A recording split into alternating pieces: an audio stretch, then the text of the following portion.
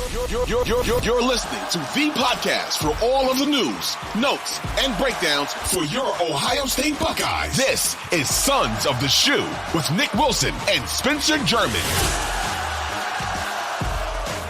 Sons of the Shoe is back. Nick Wilson, Spencer German. It is our midweek edition, and not only today do we have to get in the Michigan panic meter, not only to get fourth and long, we will preview the Rutgers game as I go full Christopher Walken, and we get started with what we promised at the end of yesterday's show, or this weekend show, Time is a Flat Circle, and that is the idea that Marvin Harrison Jr. should be a Heisman frontrunner, and at least right now, Spencer, from the gambling side of things, he is not one of the four favorites to be the Heisman hopeful. As a matter of fact, he's actually quite a long shot at this moment.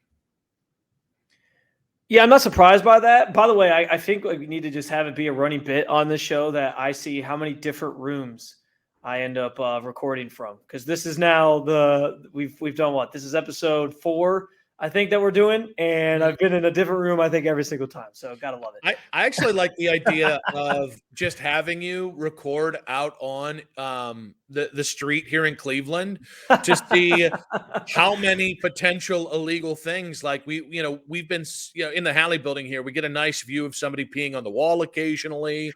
There are people. I was in the room that you're in right now on Saturday, and I thought that's what was going to happen because it was Saturday night of Halloween weekend in downtown Cleveland. Who knows what sort of festivities are going on? I'm surprised and a little disappointed. There was no fondling in the background. Like, listen, I don't necessarily want to put pornography on the internet. There's already enough of it out there. But if it helps us get more people to rate and subscribe and follow the Sons of the Shoe podcast, either on the 92.3 The Fan YouTube page or wherever to get their podcasts, I would be very happy if a little bit of pornography took us a long way. You know what I mean? Like, yeah. I'm not asking too much here, Cleveland. It's one of those no publicity is bad publicity, right? Like if there's something going on in the background, like, hey, it only helps our cause. Maybe awful announcing picks it up, and then we're good to go. The show takes off. I mean, Barrett Sports Media, all the big blogs, and it just maybe we get a moment with I don't know, whoever's on Good Morning America. Maybe we get a Strahan moment, right? Like I'm just dreaming big here for the podcast. I can just envision him asking, "What were you thinking?" And I was thinking I could have done it better. That's what I was thinking. So I mentioned the odds favorites for Marvin Harrison Jr. And remember, in the last 35 years, there have been 3 wide receivers to win the Heisman. Devontae Smith in Alabama in 2020. Desmond Howard was the last guy before that, 1991, in Michigan, and then Tim Brown in Notre Dame in 1987. But Michael Penix is once again the odds-on favorite on FanDuel, plus 270. Then J.J. McCarthy at plus 300. Jaden Daniels of LSU, again, that's a quarterback award. He's plus 450. Fourth is Bo Nix plus 550. And then Jordan Travis is plus 750. And he's the 5th best odds. And then Marvin Harrison Jr., who get this, plus 1,400. So today, I had $14.92 left in my FanDuel account, and I put it all on Marvin Harrison Jr. So if I win that after the show here, for sure. If I win, I got $200 coming my way. There you go on the Marvin Harrison Jr. long odds. Yeah, I might have to throw some money on there as well. That 1,400 feels too good to pass up. Because here's the thing, like these odds change so much week to week, just based off of I think. Let me backtrack for a second. I think this year in particular, because there's certainly years where like there's a favorite, they just run away with it, they take off, and their team keeps winning, so they're still in the conversation. But this year, we've seen so many different teams lose, so many different upsets, so many close games. Like teams are just begging to lose. Florida State was begging to lose a couple times. Washington's been begging to lose the last couple weeks. Even Ohio State, to an extent, has been begging to lose a couple times. So I think like this year more so than even most years, it feels like this could change still several more times before the end of the season. And for Ohio State's case and for Marvin Harrison's case, it almost does feel like if you get to that Michigan game, this could truly come down to like if J.J. McCarthy has a really good game against Ohio State and finishes off an undefeated season for Michigan, then we're talking about him being a Heisman front runner. Or if Marvin Harrison Jr. puts up massive numbers and Ohio State, even if I'm assuming they're not going to be ranked ahead of Michigan, but even if they somehow were, I think most people would still feel they're going into that game as an underdog. And I do feel like Marvin Harrison puts up big numbers. Like if he contributes massively to helping you upset Michigan, then I think that script maybe flips just even in that last week of the regular season. So I'm fascinated to see how it plays out. I think all the names you kind of brought up make some sense. I think Penix was probably he still is the odds-on favorite, but he was I think the person after Caleb Williams lost a couple weeks ago and he beat Oregon. But I guess it doesn't matter. Conference championships are Conference championships count towards the Heisman, correct? Yeah, they do. Because it's the week after. It's the Army-Navy Saturday is that they announce it. So, maybe one of them, maybe Bo Nix or Penix would win it based off of how those two teams played each other in a Pac-12 championship game. So I don't know. We'll see. But it's interesting how this year it does feel like the field is super, super wide open. And what's crazy about it to me is I'll be honest with you, sometimes the Heisman conversation can be a little tedious. The idea that Caleb Williams has had 2 bad games and that's done for him. It's like, oh man, I'll be honest with you. I think the Heisman is as much of a narrative award as it is a factually correct. This is the best offensive player, defensive player, best player overall in college football. And so sometimes that's tedious, but just because it's true for one position group doesn't mean it's another. If there was another wide receiver having the year that Marvin Harrison Jr. is having, where it's apparent he's the most important player on his offense by a wide margin, that if there was another Devontae Smith in this year, the wide receiver votes would cancel each other out. And that's not really happening, or that doesn't usually happen on the quarterback market. Unless it's this is actually something that I'm really curious to see how it plays out, is you've got 5 quarterbacks ahead of Marvin Harrison Jr. And right now, I don't know if that helps his case or hurts his case. Because on one hand, I could think, well, maybe the Pac-12 votes will, Bo Nix and Penix, if they're really, really close at the end of the year, maybe some of those votes will cancel out.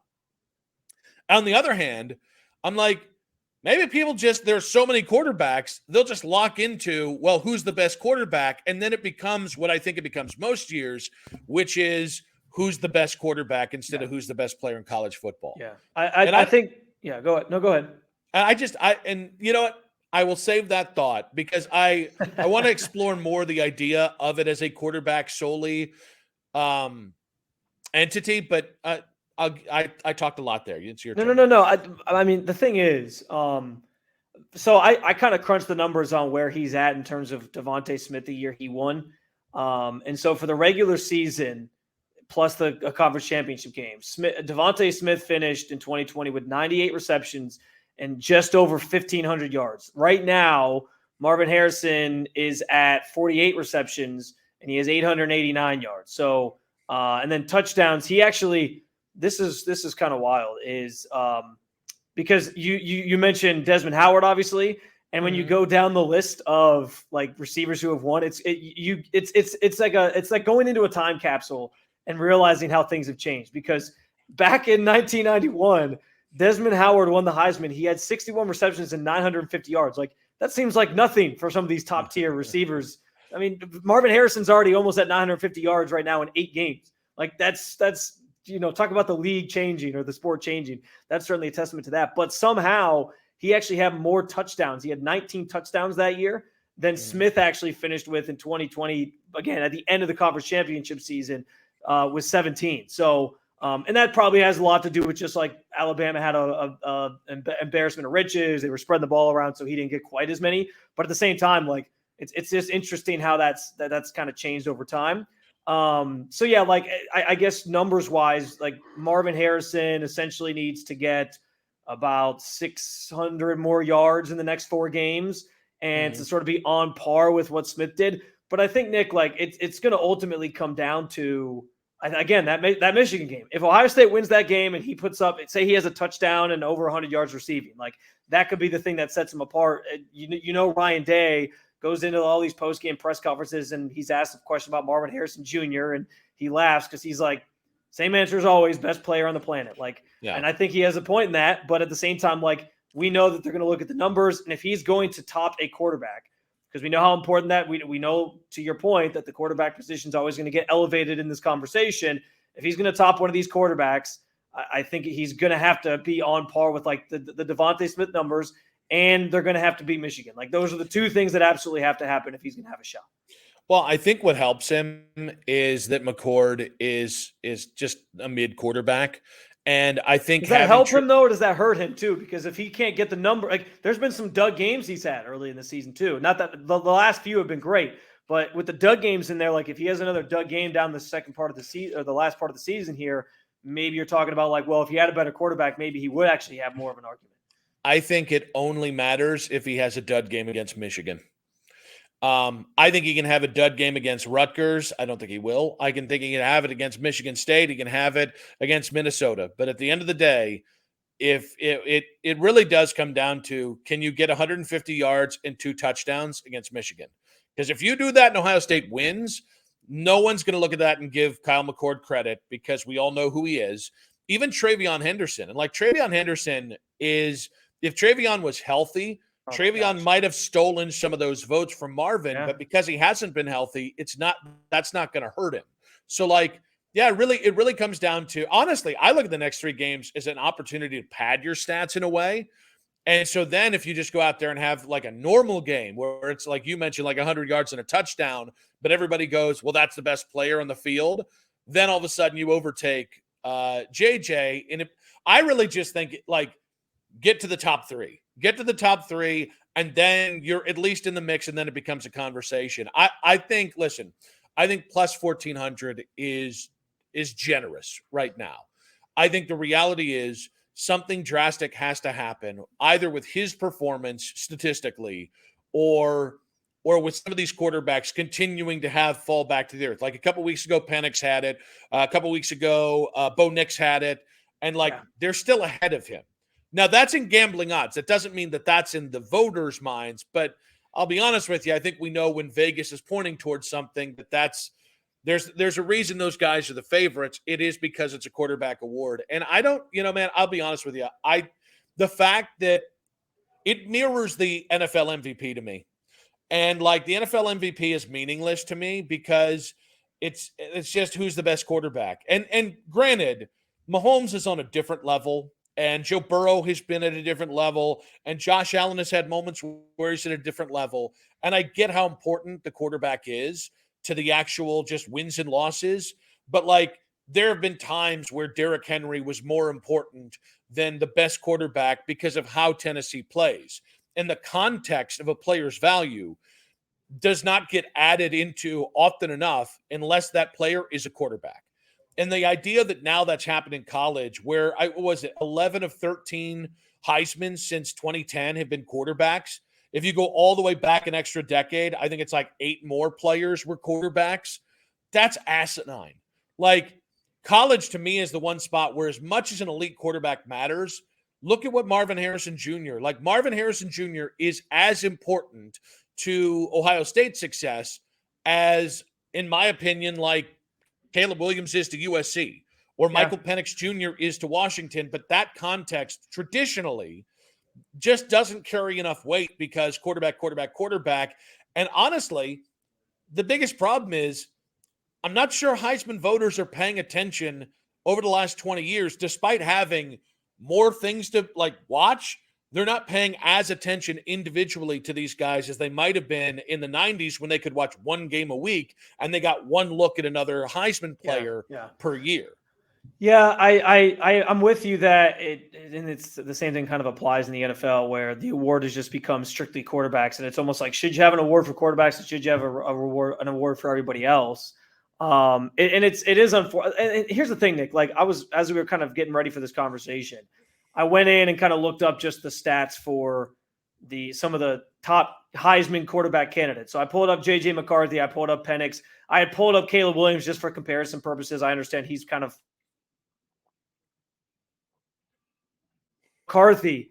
he's got a great completion percent, 78% of his completed passes. But again, like, who have they played? And he's only got 1,800 yards passing. Like, he's on pace for, I think, just over like 2,600 yards, which if you go back and you look up the history of the Heisman Trophy and quarterbacks who have won it, the passing yards for these guys, the lowest total is like 2,500 yards. Ironically enough, that was by Troy Smith in 2006. So, like, that's the lowest total of passing yards that's kind of been a Heisman winner. There's basically 5 total guys who have won the Heisman with under 3,000 yards passing for the regular season. And some of these were like pre-conference championship game as well. So that obviously matters into this conversation too. But like, he's not even necessarily on pace to hit like a lower total, for example, maybe of like Marcus Mariota threw for like, well, that's actually kind of higher. 3,700 for the regular season is pretty good. But like Tim Tebow in 2007 threw for 3,132 yards. Like, McCarthy's not even on pace to hit that. And Tebow is arguably, he's like the greatest college football player of all time in some people's eyes. And then Penix has more of a case. He's already at 2,900 yards passing, 24 touchdowns, 6 interceptions. He's got more touchdowns than McCarthy. He's got a few more interceptions, but still, like, I think Penix actually makes more sense than McCarthy. And if you're giving it to McCarthy, it's just because this is like the year of Michigan in my eyes, at least to this point, unless he has like some massive games coming up where he puts up like 300, 400 yards passing. Like, I'm not impressed by him specifically, which is why, to your point, like, it does feel kind of silly that it ultimately just becomes a quarterback award. And it does feel like in some cases that these voters aren't paying attention if they don't really recognize and give, as the kids are saying these days, give flowers to Marvin Harrison Jr. because, like, that guy is making plays that truly are separate, like that are truly winning Ohio State games and keeping them undefeated at this point, a year where their offense isn't what it usually is. Like, JJ McCarthy's going out against Colorado State and Northwestern and putting up solid numbers, but not like incredible Heisman worthy numbers in my eyes. Like, and again, that's why I think for him, it also comes down to Ohio State, same way it comes down to what Marvin Harrison does against Michigan. Like, but it's just crazy to me that, like, it's just become so quarterback centric that we kind of ignore some of the context around it. And we maybe aren't giving the credence to Marvin Harrison Jr. And I say that understanding that this is an Ohio State podcast. And of course, we're going to talk about the Ohio State player. But yeah, it's just, it seems kind of silly to me in a year like this, where I think just across the board, the Heisman candidates aren't putting up the greatest numbers. And there's some questions to be had about some of these teams. It feels like the perfect year for Marvin Harrison to be in that conversation. The fact that he's only sixth in the odds right now, or seventh, is kind of weird to me. I think this is where listen. I think for Marvin to have a real chance to win, because I think there's two separate conversations. I think what does Marvin have to do to become one of the three or four finalists, which I think is different than what does Marvin have to do to be one of the three finalists heading into the Michigan game. And that's where I think you have a chance to win it. You know, like, and I'm not just talking about gambling odds. I'm talking about, like, in the minds, and this is something that we can't really canvass or poll. Like, I think over Rutgers, Rutgers, Minnesota, and Michigan State, I think if you go out there and you just have, put up obscene stats, I think that's your best case. Because to me, like, quarterbacks, you just mentioned a lot of them. Quarterbacks can have bullet-riddled resumes, and the response will always be, but they're the best quarterback. But they have the best wins. But they have the most yards, right? Like, if you're going to unseat a quarterback, you need to go into that Michigan game in striking position of the actual lead. And I don't think you go, if he's still 6 going to the Michigan game, if the gambling odds reflect the mentality of the voters, he ain't going to win it. Maybe he'll make the podium, but he ain't going to win it. Right. So I think the next 3 weeks, it's about just stacking ridiculous stats or big plays, or it's obvious that he's the guy that you're winning. Absolutely. And then you can be top 3, and then it becomes beat Michigan, be the best player in the field, and then you have a real chance. He's got to, you're 100% right. Like, these next 3, even the 3 games leading up to Michigan, if he's going to have a shot, he's got to put up, like, absurd numbers. And he already is, but just like he he's got to make up some ground for the dud games he had early in the season. Because I do think, too, like I brought up the yards, but the touchdowns matter here, too. And if you look at this list of Heisman winning quarterbacks in recent years, like they were putting up like Sam Bradford and Marcus Mariota put up 53 touchdowns each in their years, respectively, that they won the Heisman. Lamar Jackson and Joe Burrow each had 51. Kyler Murray had 51. Tim Tebow had 51 in 2007. I mentioned his numbers, maybe something that J.J. McCarthy could reach. Like, I don't know. But it's just like, you got to score. And right now, even if you're comparing him to Devontae Smith, which is the only modern era, turn of the 20th century answer, 21st century answer that or example that we have of a wide receiver winning it. Like, he had 17 touchdowns going into the playoff, just to bolster his case to win the Heisman. And Marvin Harrison's at 8 right now. Like, he's got to get up there if he's going to have a shot. And yeah, like if you beat Michigan, you add in, you got another game there in the conference championship to add to that, but he's got to keep doing what he's doing. And I think these next 3 games are going to be key to at least setting the stage for him to be in the conversation for top 3 going into the Michigan game. And then if he wins it, all bets are off, and maybe he's got a legitimate shot to actually win it.